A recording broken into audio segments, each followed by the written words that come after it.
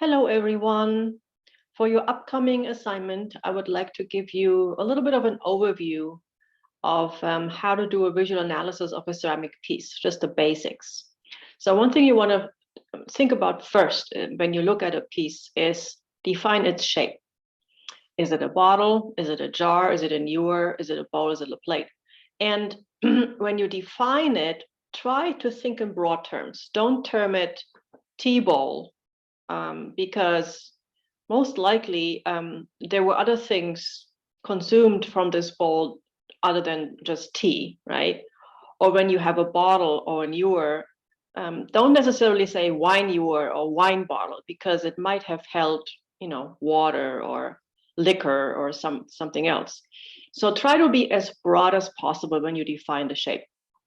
And then once you have defined the shape, you're going to get into these 5 different elements, which is the form. With form, I mean the shape of the object.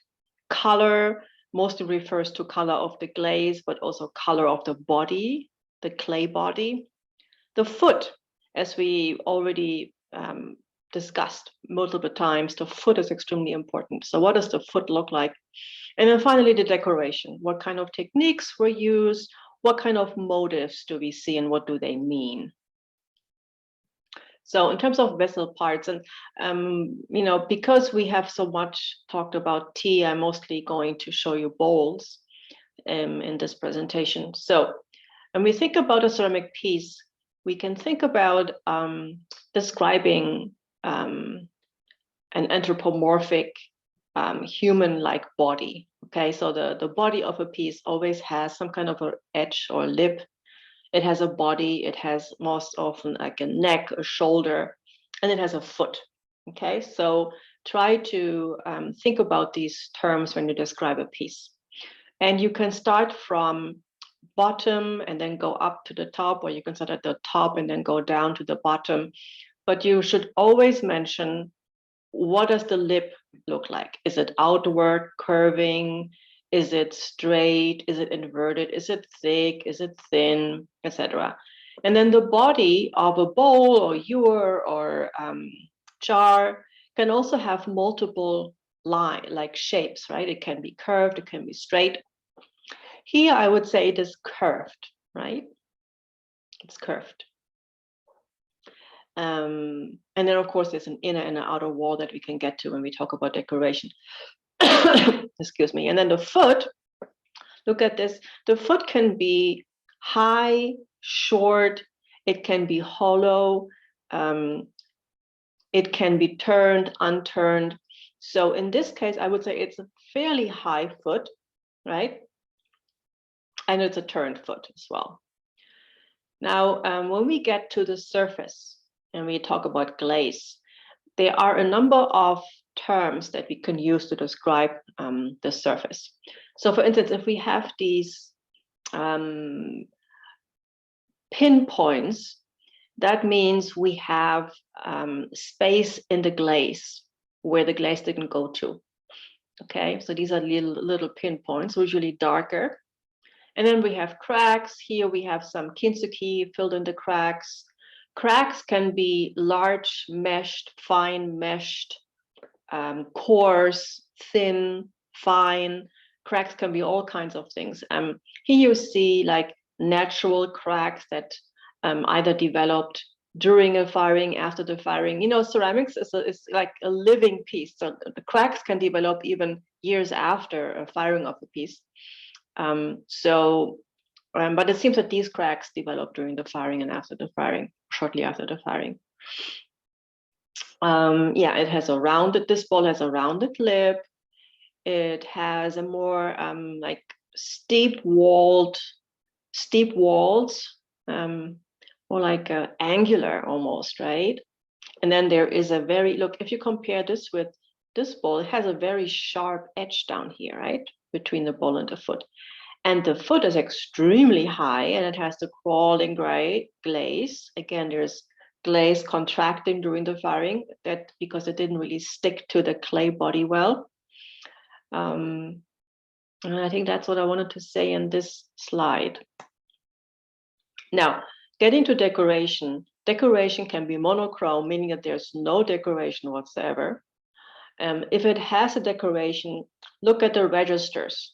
Okay, usually there are, the decoration can be divided up into several parts. Most often it has like 3 or 5 registers. In this case, this bowl has an upper, middle, and lower register that are separated from each other by these double lines. Okay, these double lines mark the division between the registers. And we have a mix of a more abstract design paired with a more floral design. Okay, and then in the inner wall of the piece seems to have more like an abstract design. And what it is, what's the methodology here used? It's Mishima or Inhwa, right? So this is a Korean bowl. So in that case, you would say Inhwa. The Inhwa technique was used for this one. But let me go back to the overview. So for your upcoming assignment, please use this checklist for your visual analysis. So what doesn't go in here that has to come first is the overall type of object, right? Is that a jar, a bowl, ewer, etc., bottle, right? Once you've determined that, you can then go to the overall shape of the object, lip, body, foot. Also think about the proportions. Look at this one, for instance. Look at the diameter of the foot and then the diameter of the lip, okay? So would you agree with me that the foot is about half in width than the overall diameter of the lip? Would you agree? Seems like half, maybe a little less than that even, right? What about the other ones? You see the discrepancy here? Actually it's a very small foot, don't you agree? Very small foot, maybe 1/3 in width, right? Than the lip. And then transitions, as we saw earlier. What's the transition? For instance, look at this one. There's the lip, and there's the wall of the bowl. So what would you call this transition? And again here, the transition between the lower part of the bowl's body and the foot. Is this transition smooth, abrupt, angular, round? In this case, it's a little abrupt, right? There's a very abrupt indent towards the foot. And the glaze, what kind of glaze? Is it glossy? Is it matte, thick, thinly applied? Do we see any air bubbles? Does it have crackles or not? And then repairs, we talked about this last week, the Kinski. The clay body. Here you can actually see there's a transparent glaze, and you can see through the glaze that the body has some kind of black dots, right? These are impurities of an iron impurities, okay? So not the most refined type of clay used here. In this case, we actually don't see that many black dots in the clay body. So this is seems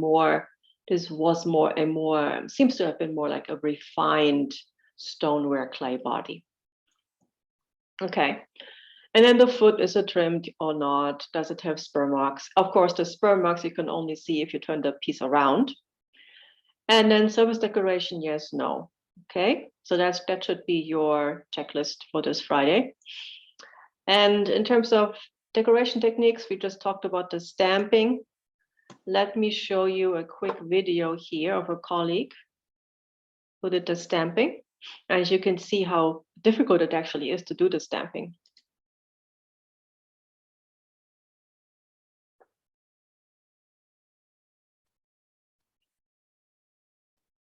So she says that she's usually holding the bowl in her hand. It's actually better because you can feel how far you go into the bowl to stamp it, or the plate to stamp it. You see how regular it has to be. And you also only want to stamp it once, not twice, because then you won't get it the right way, and it will be overlapping. And you may also note that there is one stamp that is a little deeper than the other ones, right? So you have to always exercise the right amount of pressure, always the same amount of pressure when you do the stamping. I at this workshop, I did some stamping myself, and you can see there's a little mistake of my part. I stamped with too much force, and so you can see it on the other side of the plate that I was stamping too hard. So you have to have a very fine feeling of how much pressure you should put into the piece. I actually was surprised to learn how hard it actually is to do the stamping. I always thought it would be like a very easy way to do decoration fast, but it was much harder than I thought it would be. The other decoration technique that we will discuss in the class is graffito. In Korean, it's called bakji, coming from the Italian word sgraffiare, I think, which means to scratch. So you would apply slip, which is thin clay, to the clay body, and then you would scratch off parts, or you would take a spatula, bamboo spatula, and incise your favorite subject. And here we have such a piece with graffito technique. This is a jar.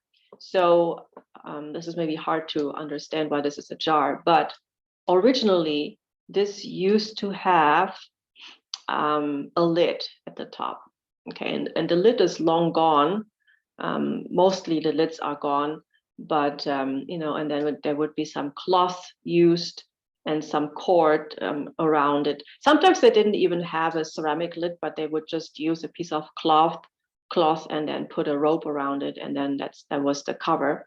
That worked well for like alcohol, because alcohol sometimes has to breathe, or other types of things that were put in the jar. This is definitely a storage container.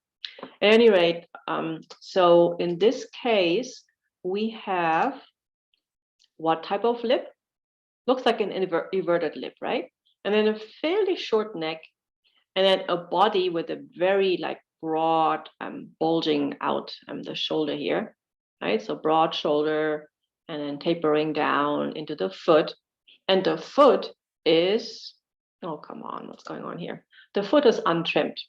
And this is actually something we see a lot in Korean ceramics, that the foot is not trimmed. And talking about the decoration technique, so this is graffito. Do you see how many registers and what kind of motifs were used?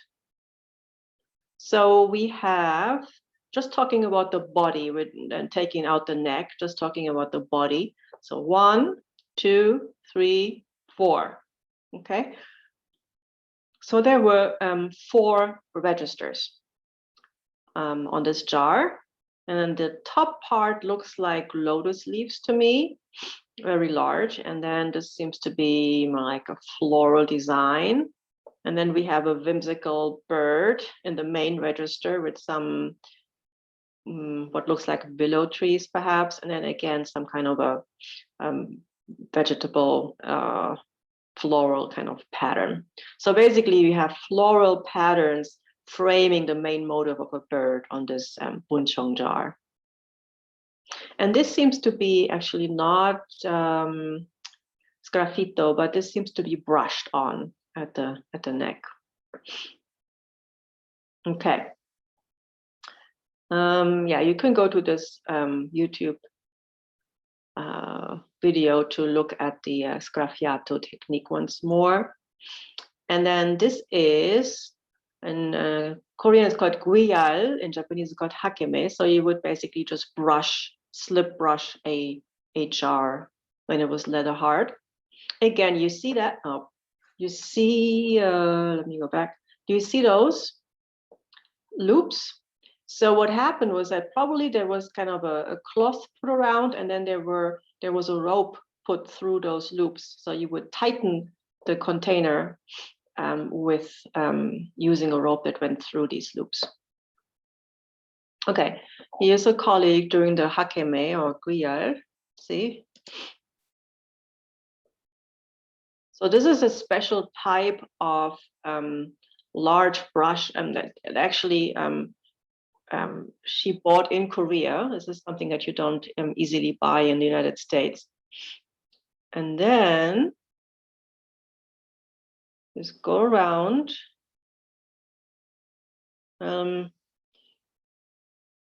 Not sure that in the Joseon period people would do it particularly and especially in that way, but that's basically a technique. And in this video, she's actually saying that the slip is too thick, so she had a hard time doing this showing us the technique actually. And now she's trying to dip it into a thinner slip. Yeah, basically the first slip was too thick. Now this one is too thin.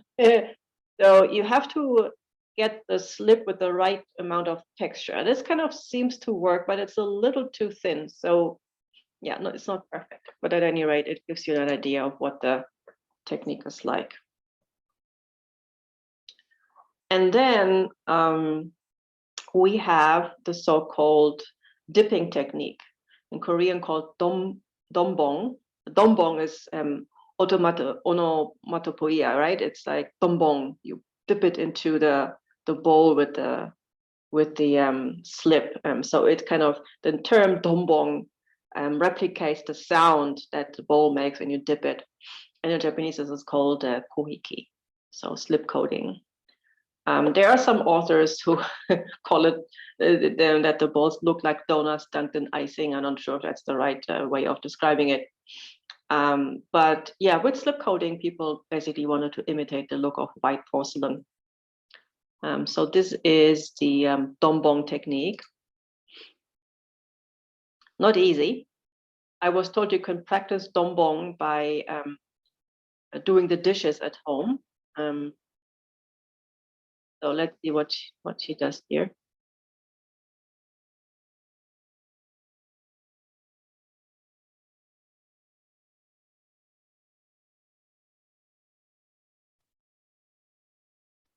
There you go. That's the dombong technique.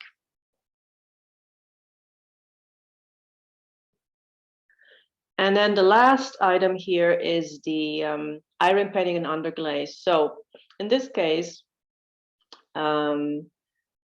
this is actually a storage jar. It has an unusual shape. At any rate, it was first, a slip was applied to the clay body. It was let to dry, and then the potter or artist would draw a painting, and then it would be glazed. So you basically have the slip clay body first, then the painting, and then the glaze, and then it will be fired. Okay, and look up here, you see there are some changes in the coloration of the clay body during the firing, and you see these darker dots here. So showing us that this is basically a fairly, it's not the purest type of clay body here, right? That's what it's basically saying. Okay, and I think that was it. I hope this was informative and helpful for you to complete the assignment.